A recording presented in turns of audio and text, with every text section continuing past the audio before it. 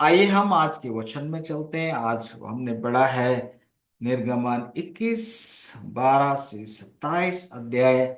और यहाँ 27 वचन, और यहाँ पर अलग अलग तरीके से बताया गया है कि किसी को भी हानि पहुंचाने वाला, प्राण से मारने वाला या उसको शारीरिक नुकसान पहुंचाने वाला व्यक्ति दंडित किया जाए।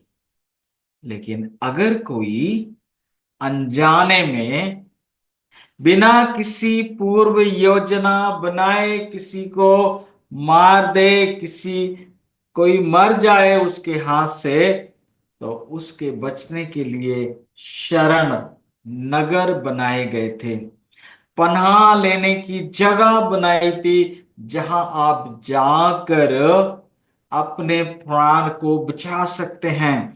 लेकिन यह भी कहा गया था कि अगर कोई जानबूझकर किसी को मारे और फिर शरण नगर में चला जाए, ये सोच के कि वहां मैं बच जाऊंगा, तो ये बताया गया कि नहीं, ऐसा संभव नहीं होगा।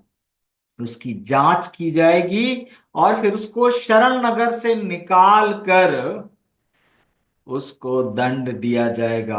आंख के बदले आंख, कान के बदले कान, हाथ के बदले हाथ, और प्राण के बदले प्राण।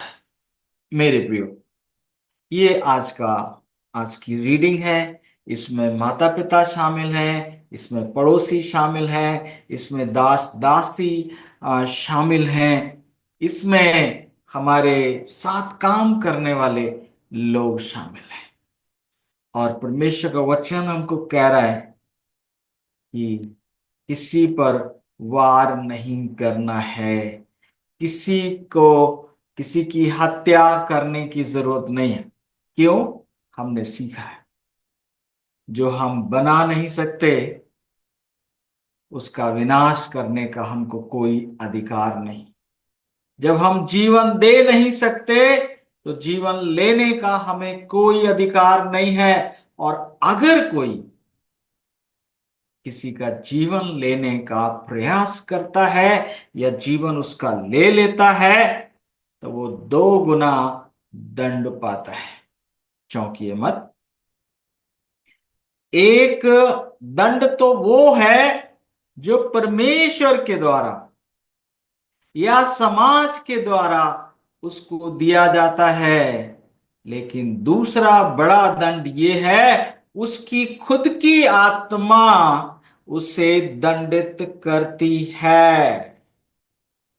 ये बहुत गहरी बात है, लेकिन अब ये रहस्य नहीं है। बुद्धिमान लोग इसको समझ पा रहे हैं।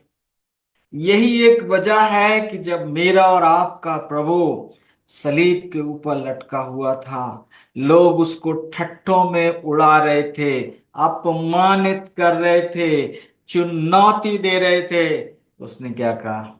हे पिता, इन्हें माफ कर, क्योंकि जानते नहीं कि क्या करते हैं। प्रभु ने उस भावना को अपने अंदर रुकने नहीं दिया, जो बदला लेने की भावना उसके अंदर बनना चाहती थी, या फिर एक घृणा की भावना बनना चाहती थी। नहीं, उसको प्रभु ने अपने अंदर रुकने नहीं दिया। तुरंत ही बोल दिया, हे पिता, इन्हें माफ कर, क्योंकि ये जानते नहीं। और इस रहस्य को जितने महापुरुषों ने जान लिया, महात्मा गांधी ने जान लिया, और जब उनको गोली मारी गई, आपको पता उन्होंने क्या किया? वो ऑस्ट्रेलियन मिशनरी स्टेंस ग्राम, जब हमारे यहाँ उड़ीसा में मार दिया गया उनको और उनके 2 मासूम बच्चों को, उनकी पत्नी ने यही रहस्य प्रकट किया, मैं इन्हें माफ करती हूं। मेरे प्रियो, किसी को माफ ना करना खुद को दंडित करने के बराबर है। किसी को क्षमा ना करना अपने आप को दंडित करना है, अपने आप को दंड देने के बराबर है। जब तक आप दूसरों को माफ नहीं करते, तब तक आपकी आत्मा अंदर से जलती है, घुलती है। आप गुस्से में बने रहते हो, आप डर में बने रहते हो, आप घबराहट में बने रहते हो। और वही डर, वही गुस्सा, वही घबराहट, वही असमंजस, वही फाइट एंड फ्लाइट मोड आपको हर तरह की बीमारियों के लिए तैयार करता है, आपके रिश्तों को खराब करने के लिए तैयार करता है, आपके परिवारों को बिगाड़ने के लिए तैयार करता है। इसलिए संत लोग कभी भी एक पल के लिए वो अपने हृदय में ये भावना आने ही नहीं देते हैं कि कोई इंसान मेरा दुश्मन है। कोई हमारा दुश्मन है ही नहीं, हमने सीखा है। पहला पत्रस 5 का 8, तुम्हारा विरोधी शैतान कौन? शैतान गरजने वाले सिंह की नाई इस खोज में रहता, किसको फाड़ खाए। कोई और हमारा दुश्मन नहीं है, लेकिन शैतान को बड़ी खुशी होती है जब वो भाइयों को भाइयों से लड़ाता है। एक भाई के कान में बोलता है ये तेरा दुश्मन है, और वो यकीन कर लेता है। तब उससे कहता देख ये तेरा भाई है, लेकिन दुश्मन जैसा व्यवहार कर रहा है। आज की सुबह में जागने की जरूरत है। आज की सुबह में जागने की जरूरत है। नंबर वन, आपको किसी को मारने की, किसी को तोड़ने की, किसी को गिराने की जरूरत नहीं है। मुझसे कहा मेरे प्रभु ने, बरकत, तुम किसी को मत गिराना और तुम्हें मैं गिरने नहीं दूंगा। तुम किसी को मत गिरा, लेकिन तुम्हें मैं गिरने नहीं दूंगा।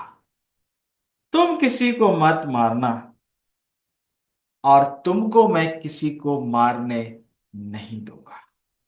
मेरे प्रियो, जब हम अपनी लड़ाई लड़ने से इनकार कर देते हैं, तो हमारे परमेश्वर को हम अधिकार दे देते हैं कि वो हमारी लड़ाई लड़े। तो आप क्या चाहते हैं? आप अपनी लड़ाई खुद लड़ना चाहते हैं, या फिर ये चाहते हैं कि परमेश्वर आपकी लड़ाई लड़े? क्या आप बदला लेना चाहते हैं, या फिर आप चाहते हैं कि आपका बदला परमेश्वर ले? आज की रीडिंग यही बताती है।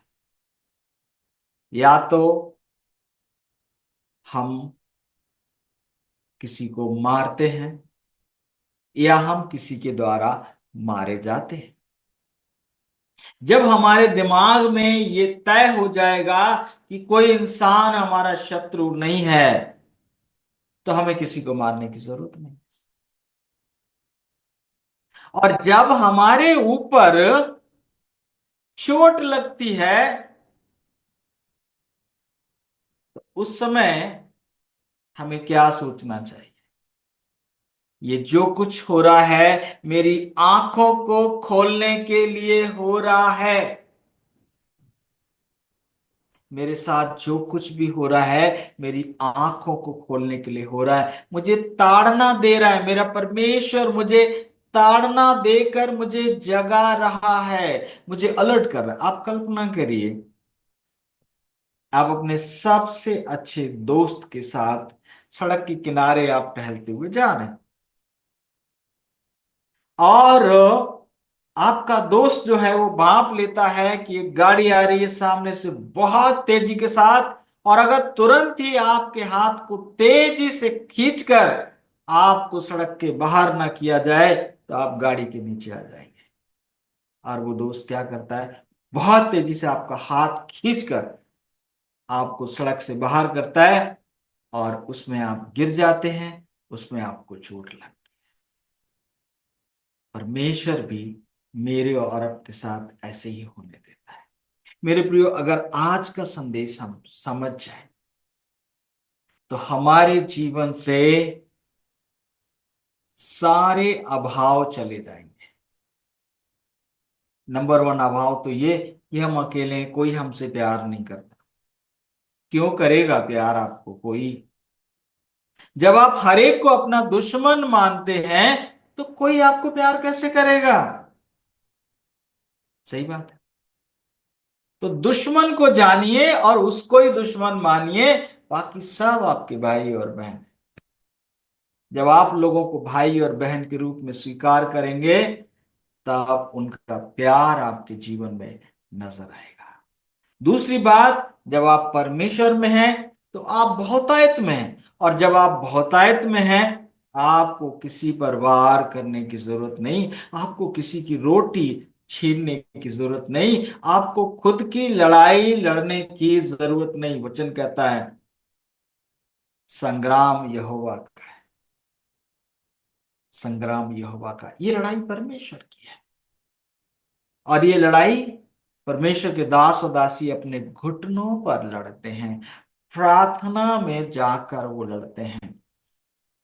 तो आज अगर ज्यादा कुछ नहीं सीख पाते हैं तो केवल इतनी बात को सीख लें, किसी के प्रति कोई भी बुरी भावना पैदा हो तो ये बोल सकते हैं, हे पिता इन्हें माफ कर क्योंकि जानते नहीं क्या करते हैं। अगर किसी ने आप पर हाथ उठा दिया है तो आप यीशु मसीह से बड़े तो नहीं, तो बोल सकते हैं हे पिता इन्हें माफ कर क्योंकि जानते नहीं कि क्या करते हैं। जब हालात आपके नियंत्रण से बाहर हो, वो चार लाइनें बहुत काम करती हैं। सब कुछ ठीक है, मेरा परमेश्वर मेरी भलाई के लिए काम कर रहा है। इस अनुभव से भलाई ही निकलेगी और मैं सुरक्षित हूं। 10 बार 15 बार बोलने से मन शांत हो जाता है। प्रभु आशीष दे। Thank you very much.